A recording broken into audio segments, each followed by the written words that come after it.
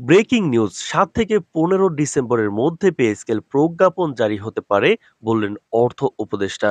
তো দর্শক, নবম পে স্কেলের আজকের সর্বশেষ গুরুত্বপূর্ণ নিউজটি শেষ পর্যন্ত দেখুন এবং শুরুতেই আমাদের নতুন চ্যানেলটি সাবস্ক্রাইব করে রাখুন নবম পে স্কেলের যে কোনো গুরুত্বপূর্ণ আপডেট যেন আপনার মিস না হয়ে যায়।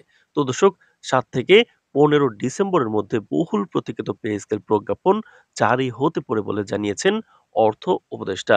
আর এই ঘোষণার খবরে দেশের সরকারি চাকরিজীবীরা আনন্দ ও উত্তেজনার এক অনন্য মিশ্র অনুভূতি অনুভব করছেন।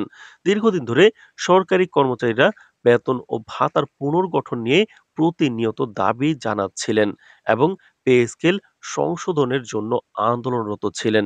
এমন পরিস্থিতিতে উপদেশের এই বক্তব্য এক প্রকার আশার বাতিঘর হয়ে উঠেছে। চলমান অর্থনৈতিক চাপ, দফায় দফায় বৈঠক এবং বিভিন্ন স্তরের প্রশাসনিক ও রাজনৈতিক সিদ্ধান্তের মধ্য দিয়ে এই মুহূর্তে সরকারি কর্মচারীরা যে স্বস্তি এবং প্রত্যাশা অনুভব করছেন তা অনেকে এক ঐতিহাসিক মুহূর্ত হিসেবে দেখছেন। সূত্র বলছে, পে কমিশনের চূড়ান্ত খসড়া জমা দেওয়ার পর এটি নিয়ে বিস্তারিত বিশ্লেষণ এবং আলোচনা হয়েছে অর্থ মন্ত্রণালয় এবং উপদেষ্টা মণ্ডলীর মধ্যে। মূল আলোচনার বিষয়বস্তু ছিল দেশের আর্থিক সক্ষমতা, বাজেটের সীমাবদ্ধতা, বর্তমান অর্থনৈতিক চাপ এবং আন্তর্জাতিক বাজারের ওঠাপড়ার প্রভাব।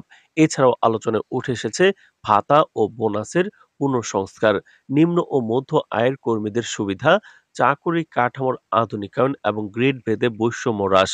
যদিও কিছু কারিগরি সংশোধন এখনো বাকি আছে, তবে সংশ্লিষ্ট কর্মকর্তারা ইঙ্গিত দিয়েছে যে প্রজ্ঞাপন জারির পথে আর বড় কোনো বাধা নেই।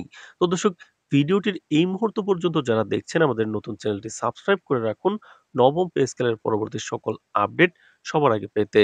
তো দর্শক, অর্থ উপদেষ্টা জানান নতুন পে স্কেল কার্যকর করার জন্য অর্থ মন্ত্রণালয় প্রস্তুত। প্রজ্ঞাপন প্রকাশের সম্ভাব্য সময়সীমা ধরা হয়েছে ৭ থেকে ১৫ ডিসেম্বর। এর মাধ্যমে আগামী বছর থেকেই নতুন বেতন কাঠামো বাস্তবায়িত হতে পারে। নতুন পে স্কেলের আওতায় নিম্ন আয়ের শ্রেণীর কর্মীদের বেতন সমন্বয়কে বিশেষ গুরুত্ব দেওয়া হয়েছে। পাশাপাশি বিভিন্ন ভাতা পুনর্নির্ধারণ, গ্রেড ভেদে বৈষম্য হ্রাস এবং চাকরি কাঠামোর আধুনিকায়নও অন্তর্ভুক্ত করা হয়েছে। যদিও প্রজ্ঞাপন প্রকাশ করা হওয়া পর্যন্ত সুনির্দিষ্ট গ্রেড, বেতন সীমা বা ভাতা কাঠামো নিয়ে কোনো মন্তব্য করা যায়নি, তবে সরকারি কর্মকর্তারা আশ্বাস দিয়েছেন যে এটি বাস্তবায়ন করা হবে দেশের অর্থনৈতিক সক্ষমতা এবং কর্মচারীদের কল্যাণের দৃষ্টিকোণ থেকে। দীর্ঘদিন ধরে আন্দোলনরত সরকারি কর্মচারীরা এই ঘোষণাকে ইতিবাচক হিসেবে দেখলেও পুরোপুরি আশ্বস্ত হতে পারছেন না।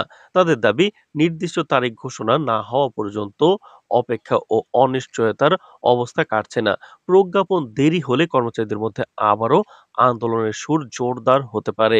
বিভিন্ন কর্মী সংগঠন ইতিমধ্যেই তাদের সদস্যদের প্রস্তুত থাকার নির্দেশ দিয়েছেন।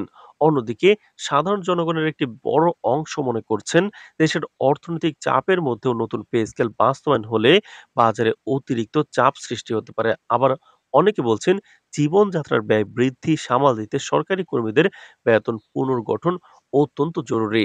তো দর্শক, ভিডিওটির এই মুহূর্ত পর্যন্ত যারা দেখছেন আমাদের নতুন চ্যানেলটি সাবস্ক্রাইব করে রাখুন নবম পে স্কেলের পরবর্তী সকল আপডেট পেতে। তো দর্শক, বিশেষজ্ঞরা এই প্রজ্ঞাপনকে রাজনৈতিক ও অর্থনৈতিক দিক থেকে গুরুত্বপূর্ণ হিসেবে দেখছেন। প্রজ্ঞাপন জারি হলেও পর্যাপ্ত তহবিল, কার্যকর বাস্তবায়ন এবং সময়মতো প্রদান না হলে প্রত্যাশিত ফলাফল আসবে না। বিশেষজ্ঞরা মনে করাচ্ছেন দেশের সামগ্রিক অর্থনীতি, বাজেট পরিস্থিতি এবং নাগরিক জীবনের ব্যয় বৃদ্ধি বিবেচনা করে এখনই পে স্কেল বাস্তবায়ন করা অত্যন্ত গুরুত্বপূর্ণ। সব মিলিয়ে দেশের লাখো সরকারি কর্মচারীর চোখ এখন ৭ থেকে ১৫ ডিসেম্বরের দিকে, যখন আলোচিত পে স্কেল প্রজ্ঞাপন প্রকাশ পেতে পারে। প্রজ্ঞাপন জারি হলে শুধু সরকারি কর্মচারীদের আর্থিক উন্নতি হবে না, দেশের অর্থনীতিতেও নতুন একটি গতি সৃষ্টি হবে। তো দর্শক, নবম পে স্কেল এবং মহার্ঘ ভাতার পরবর্তী সকল আপডেট পেতে আমাদের চ্যানেলটি সাবস্ক্রাইব করে পাশে থাকুন। আজ এই পর্যন্তই। ধন্যবাদ।